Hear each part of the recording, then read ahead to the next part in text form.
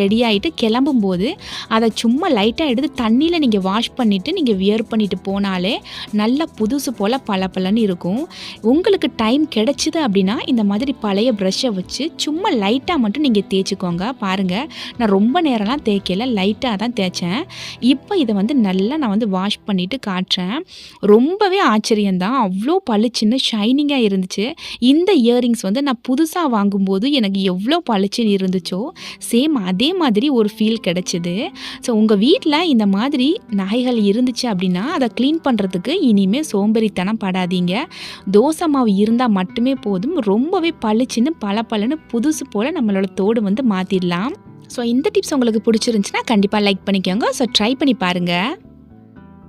அடுத்த டிப்ஸ் பார்த்தீங்கன்னா, நம்ம இந்த மாதிரி கிளாஸ் கப்ஸ், டீ கப்பு இதெல்லாம் யூஸ் பண்ணும்போது நாளடைவில் அதோட கலர் வந்து ஒரு மாதிரி மங்கலாகிற மாதிரி இருக்கும். ஸோ அதை திரும்ப நம்ம வந்து